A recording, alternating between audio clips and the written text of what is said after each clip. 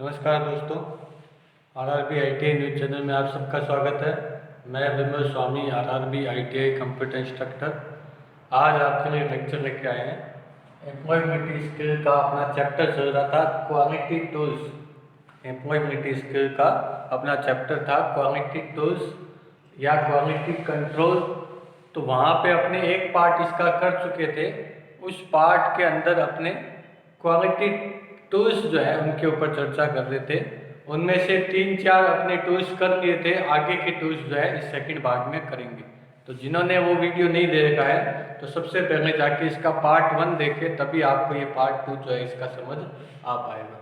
तो quality tools जो है उसके अंदर अपने 3 कर चुके थे, जिसमें सबसे पहला था फिश बोन चार्ट, जिसको कहा जाता था कॉज एंड इफेक्ट चार्ट। ठीक है, उसको अपने किया था। सेकंड जो किया था अपने हिस्टोग्राम किया था। हिस्टोग्राफ के अंदर आपको बताया था किस तरीके से डाटा को प्रदर्शित किया जाता है। ठीक है ना। तो इसी तरीके से एक और अपने किया था कंट्रोल चार्ट, जिसके अंदर उच्च सीमा और निम्न सीमा होती है और उसके बीच में डेटा को परखा जाता है कि वो डेटा आउट ऑफ कंट्रोल तो नहीं हो रहा है।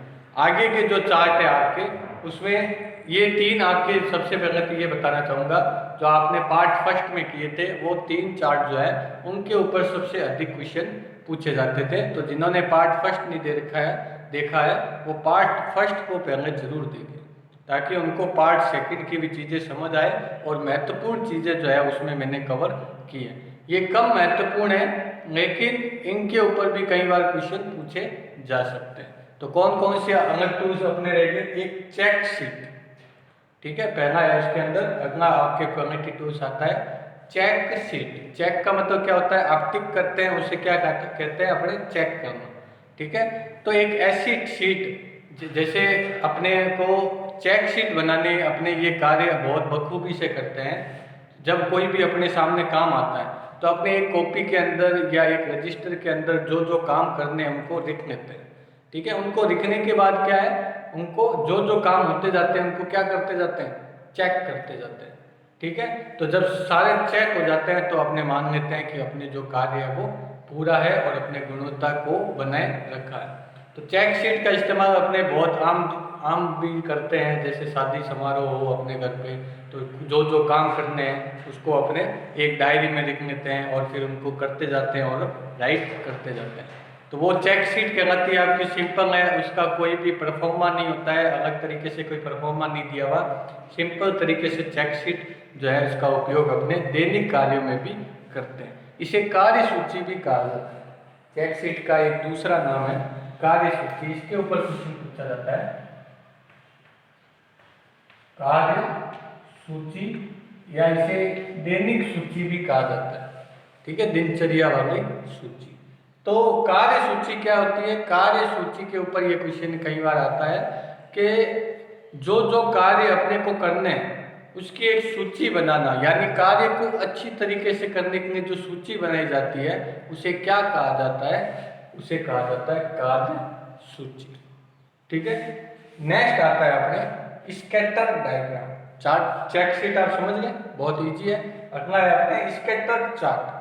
स्कैटर चार्ट को वैसे हिंदी में कहा जाता है अपने फैला हुआ चार्ट।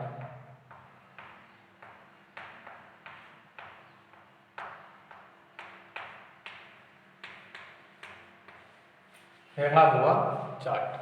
ठीक है, स्कैटर डायग्राम का भी उपयोग जो है वो सांख्यिकी आंकड़ों को दर्शाने में किया जाता है। तो ये किस तरीके से बनता है और इसकी क्या खूबी होती है? तो स्कैटर डायग्राम जो है वो आपका एक्स है और ये वाई है। ठीक है, इसमें 2 कोऑर्डिनेट, जैसे अपने पिछले भी जो चार्ट पढ़े हैं उसमें अपने 2 कोऑर्डिनेट होते थे एक्स और वाई। ठीक है, इसी तरीके से इसमें भी 2 कोऑर्डिनेट होते हैं आपके एक्स और वाई। तो स्कैटर डायग्राम की खूबी ये होती है कि ये जो दोनों एक्स और वाई है आपस में डिपेंड नहीं होती। इन दोनों में आपस में डिपेंडेंसी नहीं होती। ये दोनों आपस में डिपेंड नहीं होते हैं। तो कैसे आपको अगर समझाऊं मैं कि एक साल के अंदर एक कोई व्यापारी है जो दूध का कार्य करता है। इसका उदाहरण देके अगर आपको समझाऊं कि कोई व्यापारी है, कोई दूध का कार्य करता है, ठीक है, दूध बेचने का कार्य करता है, तो उसका मंथ के ऊपर या किसी सीजन के ऊपर उसका इफेक्ट नहीं पड़ेगा। जैसे जनवरी में, ठीक है, तो इस तरीके से वो डायग्राम बनेगा, ठीक है। एक उसका जो लीटर दूध निकलता है महीने के अंदर वो ज़्यादातर फिक्स ही रहेगा, जैसे 300 लीटर निकलता है या 1000 लीटर निकलता है, वो फिक्स ही रहेगा। थोड़ा बहुत उससे ऊपर नीचे जाएगा, क्योंकि दूध जो है उसकी डिमांड जो है वो हमेशा बनी रहती है। वो कोई सीजन के ऊपर नहीं चलती है कि जनवरी में दूध कोई घर वाले ज़्यादा लेते हैं और दिसंबर में कम लेते हैं, ऐसा नहीं होता। इसलिए ये एक्स और वाई जो होते हैं आपस में डिपेंड नहीं करते। तो ये डायग्राम जो है इस तरीके से बनेगा, इसके ऊपर नीचे इस तरीके से बनेगा, ठीक है। और स्कैटर डायग्राम को दो अन्य कैटेगरी में भी बांटा जाता है, जिसमें पॉजिटिव स्कैटर डायग्राम और नेगेटिव स्कैटर डायग्राम भी कहा जाता है। पॉजिटिव स्कैटर डायग्राम और नेगेटिव स्कैटर डायग्राम वो किस चीज़ का बनेगा? यदि आप देखेंगे कि जैसे आइसक्रीम है तो उसका एक सीजन होता है कि उस सीजन के ऊपर वो ऊपर चलती है फिर वापस नीचे चलती है। तो वो पॉजिटिव डायग्राम कब बनता है उसका? जैसे पॉजिटिव डायग्राम की आप कहोगे तो मार्च, अप्रैल, मई, जून, जुलाई, अगस्त, ये 5-6 महीने होंगे जब आइसक्रीम की जो बिक्री है वो ऊपर की तरफ जाएगी। तो वो स्कैटर डायग्राम इस तरीके से ऊपर की तरफ बनेगा, ठीक है। और एक नेगेटिव डायग्राम बनेगा जो इस तरीके से नीचे की तरफ जाएगा, जिसमें क्या है, जो सेम होगी वो नीचे की तरफ जाएगी। तो ये डायग्राम जो है वो दो कोऑर्डिनेट के बीच के एक तो डिपेंडेंसी भी दिखाता है।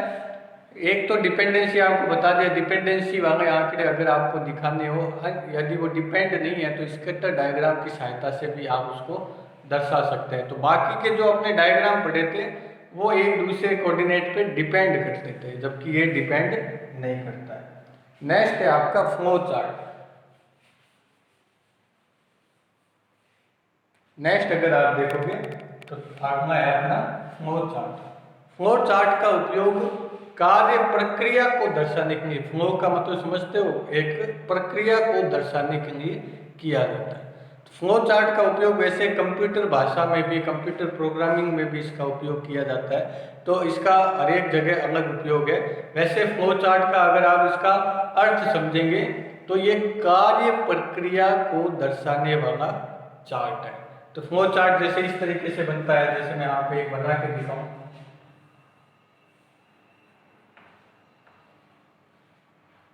A बराबर 10, B बराबर 20, ठीक है। तो ये नीचे जाता है। If A greater than B,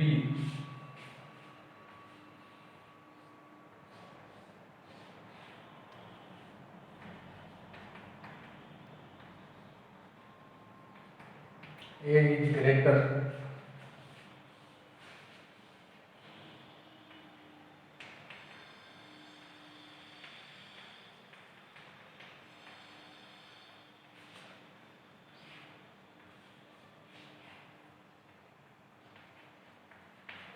अगर आपको नीचे का नहीं दिख रहा है तो मैं आपको बताता जाऊंगा।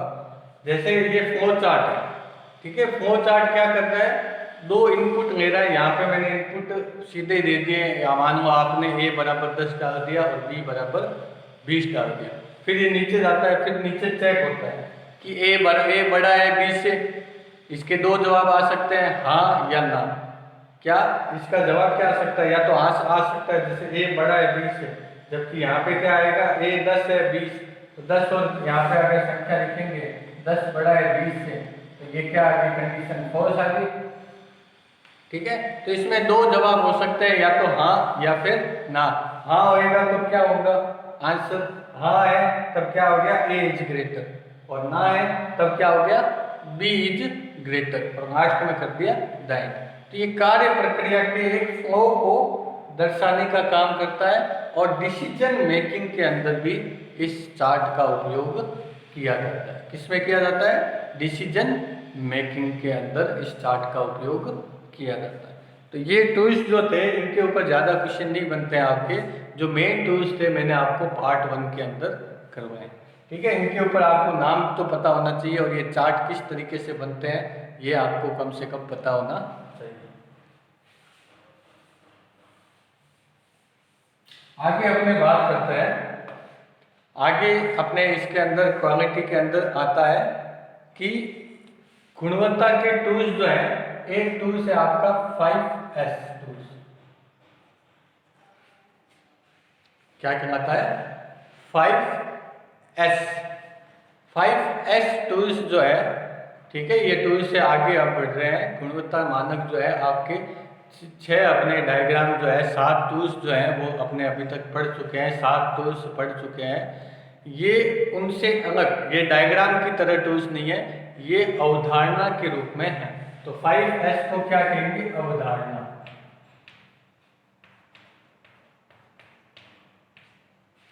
ठीक है, तो जिस तरीके से मैं आपको इस चैप्टर के शुरू से ही बता रहा था कि गुणवत्ता के ऊपर सबसे ज़्यादा रिसर्च और सबसे ज़्यादा अवधारणाएं जो दी है वो जापान से आई है। तो ये 5S जो अवधारणा है वो भी जापान के द्वारा दी गई अवधारणा है, जिसमें 5S जो है ये दिखाते हैं कि किसी कार्य स्थल पर गुणवत्ता को कैसे बनाया जा सकता है। इन 5 स्टेप कह दो इनको, या 5 आप शब्द कह दो, इन 5 शब्द के ऊपर जो है गुणवत्ता डिसाइड होती है कि गुणवत्ता को कैसे बनाया जाता है या उसको कंटिन्यू कैसे किया जाता है। ठीक है, तो गुणवत्ता की 5S अवधारणा जो है वो 5S जो है मैंने आपको यहाँ पे लिख रखे हैं। पहला S है sort out, rearrange, clean up, maintain और डिसिप्लिन। ये 5 क्या कहलाते हैं? 5S कहलाते हैं। ठीक है, 5S कौन कौन से हैं?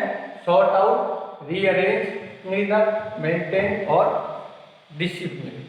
ठीक है, ये 5S कहलाते हैं। अब आपके मन में आ रहा होगा कि S का तो मतलब ये सारे S से शुरू होने चाहिए, जबकि एक S से, एक R से, C से, M से, D से अलग अलग शुरू हो रहे हैं, तो इनका 5S का मतलब क्या हुआ? 5S क्यों कहते हैं? जैसे कि मैंने आपको बताया कि ये एक जापानी अवधारणा है। इनकी जो जापान का इनका अर्थ, ये जापान में सॉर्ट आउट को क्या कहते हैं या जापान में रीअरेंज को क्या कहते हैं, तो उनको अगर आप देखोगे तो देखते हैं आप के सेरी कहते हैं सॉर्ट आउट को, सेरी। रीअरेंज को कहा जाता है जापानी वर्ड में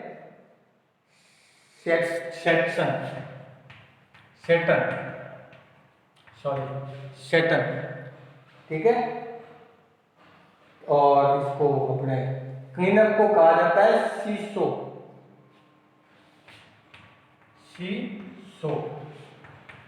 ठीक है। मेंटेन को कहा जाता है आपके सीकेट,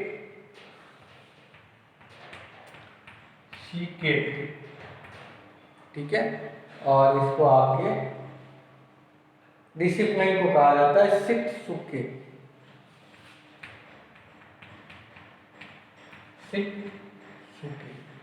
ठीक है। तो अब अगर आप देखोगे 5S तो आपको सारे S से शुरू होते हुए दिखाई देंगे। सेरी, सेटन, सेसो, सिकेट और शिक्सुके, ये 5S कहलाता है। इन 5S को मैंने अंग्रेजी में आपको बताया है कि सेरी को कहा जाता है सॉर्ट आउट, रीअरेंज। आपको याद कौन से करने, ये करने, ठीक है। लेकिन आपको कंफ्यूजन नहीं हो कि ये 5S क्यों कहते हैं। 5S इसलिए कहा जाता है क्योंकि इनकी हर एक की जो स्पेलिंग है वो S से शुरू होती है, जबकि ये जापान की अवधारणा है तो अपने को जापानी वर्ड ही देखने पड़ेंगे जो कि सारे S से शुरू होते हैं।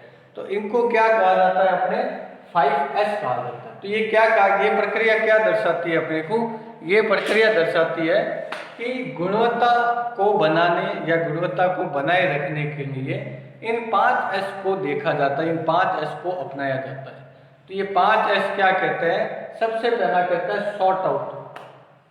सॉर्ट आउट का मतलब है कि आप जैसे कार्य, एक अपने उदाहरण ले लेते हैं, वहीं पे इसको समझने की कोशिश करते हैं कि मान लो छोटी सी दुकान है, ठीक है। अब आप देखते होंगे कि यार दुकानदार जो है उसको हर एक चीज़ पता होती है, ये चीज़ यहाँ पे है, ये चीज़ यहाँ पे है, इस चीज़ को यहाँ रखा गया है, वो चीज़ वहाँ पे है। ठीक है, इस छोटे से एरिया के अंदर वो बहुत सारी चीज़ें रखता है और उनको उसको हर एक चीज़ जो है वो दिमाग में रहती है। तो उसका रीज़न होता है कि वो जो उसकी दुकान है उसके अंदर उसने 5S टेक्निक का उपयोग कहीं ना कहीं किया है। ठीक है, कैसे किया है अगर आप इसको समझोगे तो देखोगे। सबसे पहला, अगर आप भी अपने कार्यस्थल पर ये प्रक्रिया अपनाना चाहते हैं तो आपको सबसे पहला स्टेप करना पड़ेगा सॉर्ट आउट। सॉर्ट आउट का मतलब है कि जो चीज़ें उपयोग में नहीं है उनको सबसे पहले आप उस कार्यस्थल से निकाल कर अलग रख दें। जो चीज़ें आपके उपयोग में नहीं है उन्हें अलग करने की प्रक्रिया क्या कहलाती है? आपकी सॉर्ट आउट कहलाती है।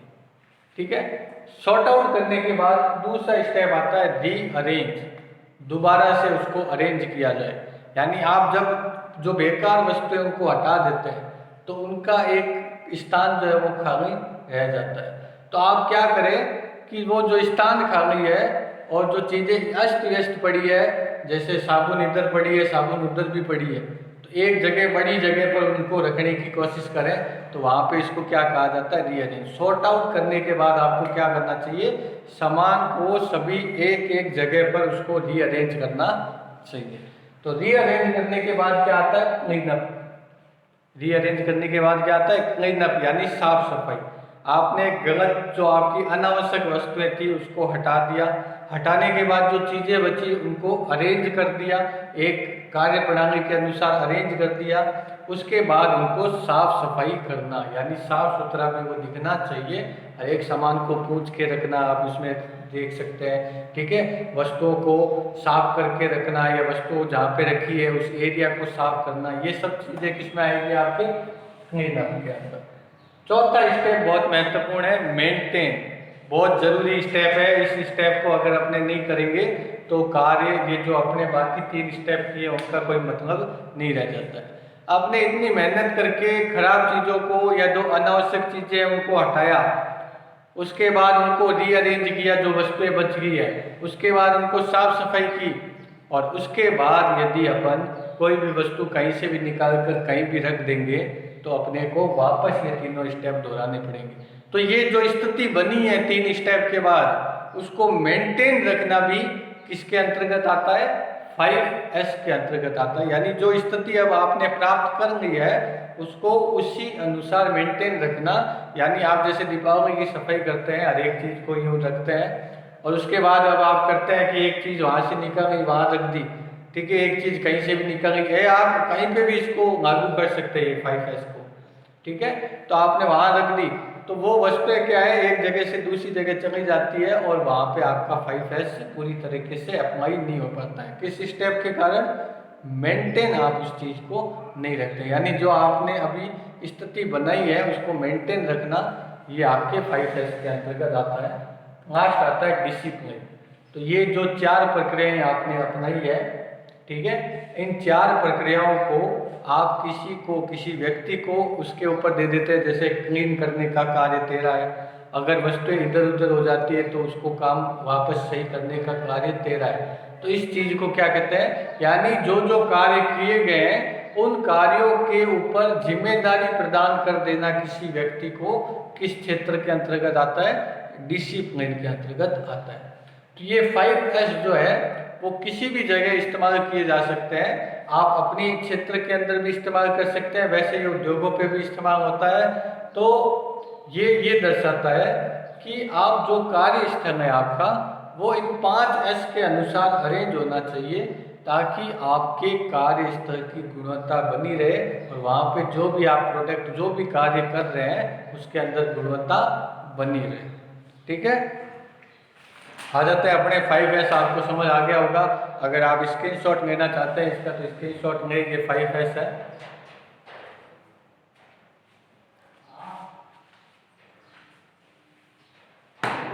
नेक्स्ट करते हैं अपने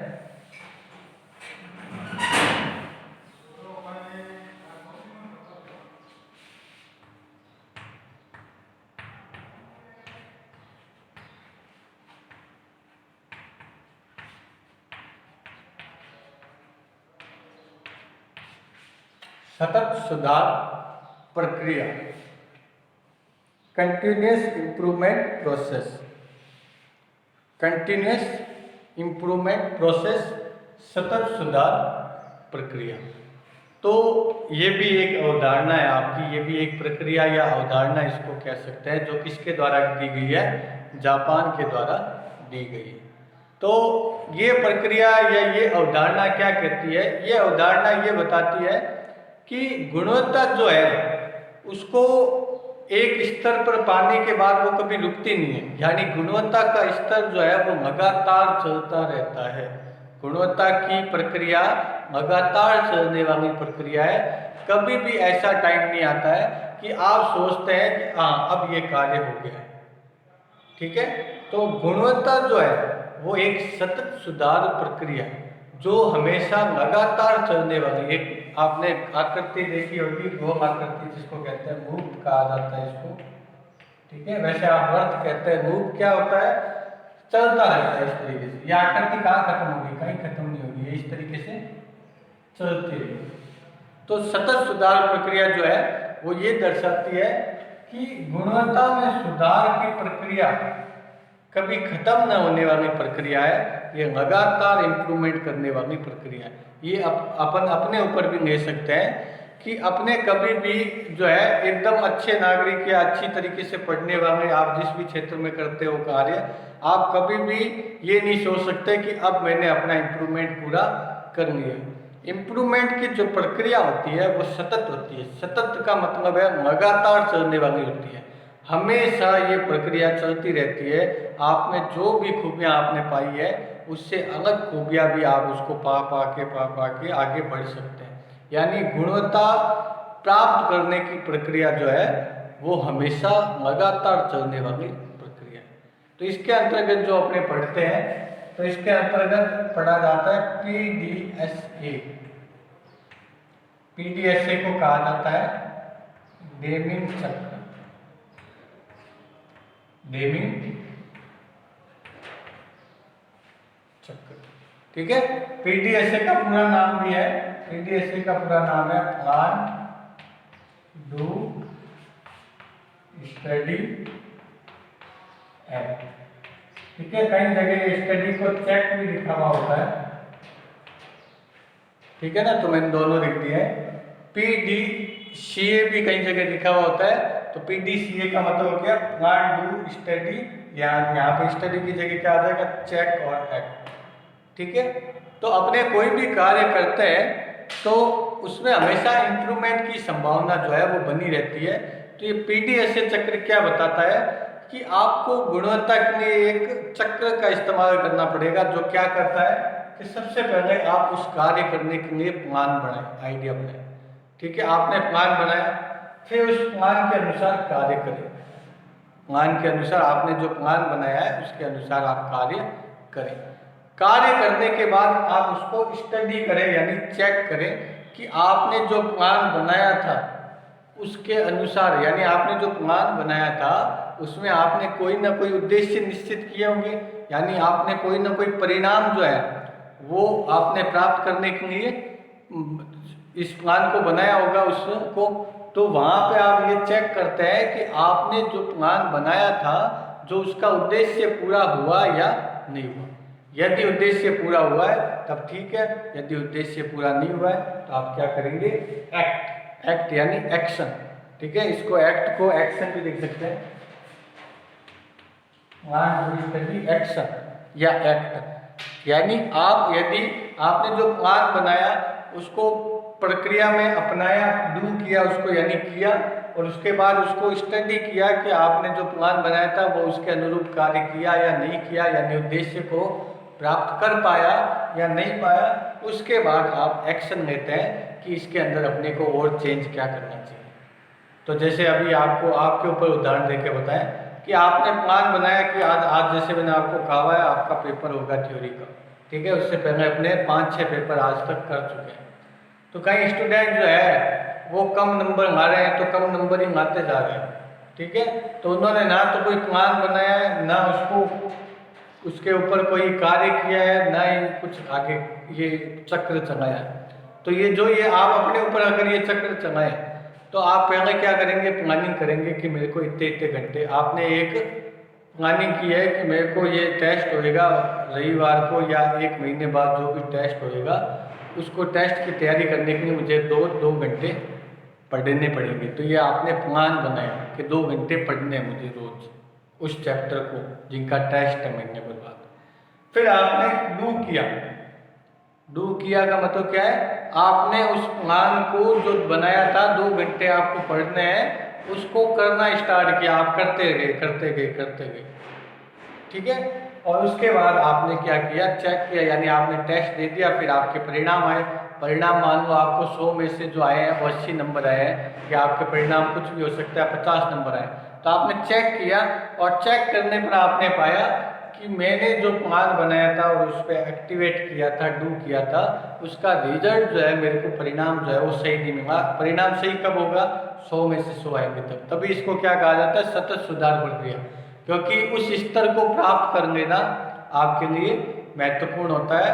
तो उस स्तर को आप प्राप्त नहीं कर पाए, 80 लाए हो चाहे 50 लाए हो, आप उस स्तर से अभी तक दूर है। तो अब आप क्या करेंगे, एक्शन लेंगे कि अब मेरे को क्या करना पड़ेगा, प्लान को चेंज करना पड़ेगा। 2 घंटे पढ़ाई करके 100 नंबर नहीं लाए जा सकते। तो आपने थोड़े प्लान को चेंज किया, या आपने जो किताब पढ़ रही थी उस किताब को चेंज किया, ठीक है, समय को वही रखा, नोट्स जो है वो दूसरे पढ़े जहाँ पे ज़्यादा मैटर मिलता हो या अच्छी तरीके से मैटर मिलता हो।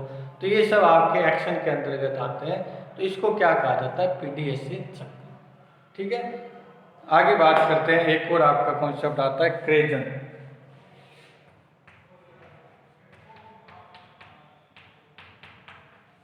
क्रेजन को भी जो है वो सतत सुधार प्रक्रिया के अंतर्गत ही रखा जाता है, यानी निरंतर सुधार होने वाली प्रक्रिया के अंतर्गत इसको रखा जाता है। तो क्रेजन जो है वो 2 शब्दों से मिलकर बना है, KAI और Z। ये भी जापानी वर्ड है, ठीक है।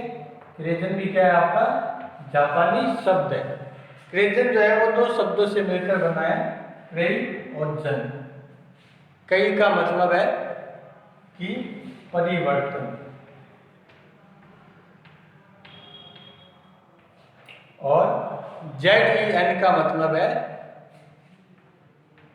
अच्छे के लिए।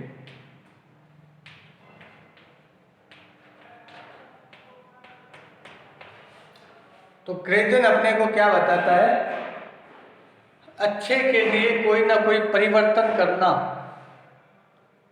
क्या कहलाता है, क्रेजन कहलाता है। यानी आपने जैसे यहाँ पे PDCA चक्र के अंदर आपने जो परिणाम प्राप्त किए वो अच्छे नहीं परिणाम प्राप्त किए, तो आपने अपने प्लान के अंदर चेंजेस किए।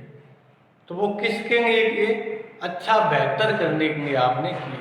तो कार्यस्थल पर हमें हमेशा अच्छे के लिए परिवर्तन की गुंजाइश जो है वो हमेशा बनी रहती है। तो क्रेजन प्रक्रिया ये दर्शाती है कि जहाँ पर भी अपने कार्यस्थल है, जहाँ पे भी अपने कार्य कर रहे हैं, वहाँ पे हमेशा परिवर्तन की संभावना रहती है।